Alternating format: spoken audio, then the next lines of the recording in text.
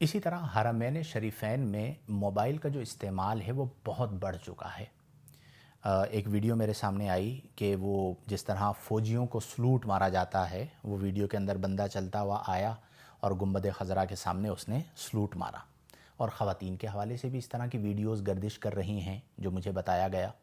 تو خدا را، آپ اتنی عظیم جگہ پر گئے، مکہ المکرمہ، مدینہ المنورہ، وہاں پر آپ عبادات کے لیے گئے ہیں یا ویڈیوز بنانے کے لیے گئے ہیں؟ اتنے مقدس مقامات پر جا کر بھی اگر روحانیت نصیب نہ ہو تو پھر افسوس کی بات ہے۔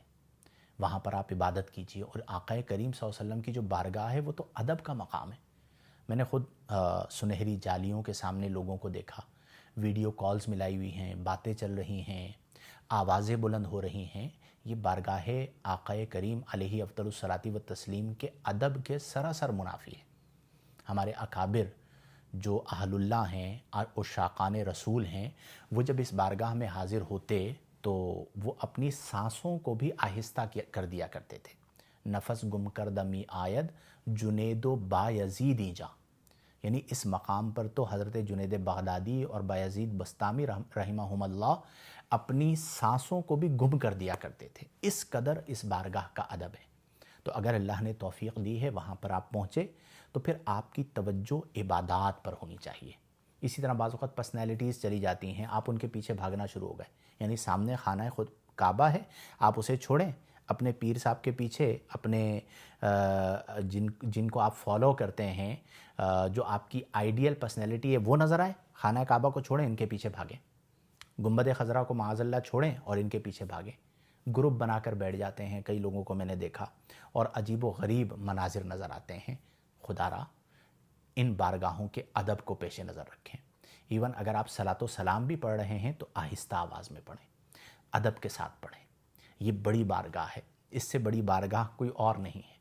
تو کہیں ایسا نہ ہو کہ سارا سفر آپ کا رائگاں ہو جائے، ضائع ہو جائے، تو موبائل فون کا استعمال کم از کم کریں۔ ایک اور ویڈیو ابھی ہمارے جو بھائی ہیں، حمزہ بھائی ذکر کر رہے تھے کہ انہوں نے بھی دیکھا، میں نے بھی وہ ویڈیو میری نظروں سے گزری تھی کہ خانہ کعبہ کے سامنے صحن حرم میں ایک بندہ بیٹھا ہوا موبائل پر گیم کھیل رہا ہے۔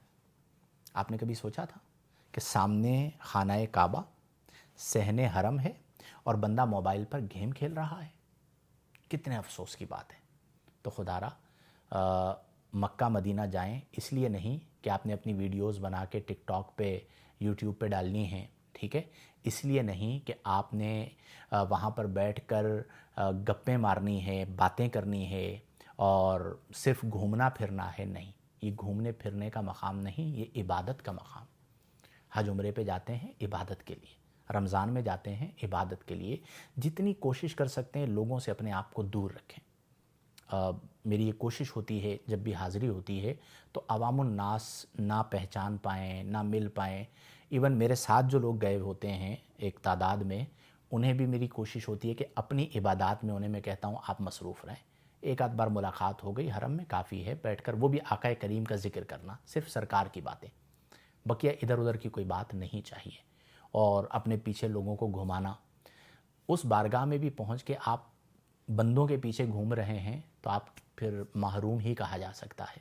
تو اس لیے موبائل کے استعمال کو کم کریں اور عبادات پر اپنی توجہ کو بڑھائیں۔ اللہ تعالی ہم سب کو ان پاک بارگاہوں کا ادب نصیب فرمائے۔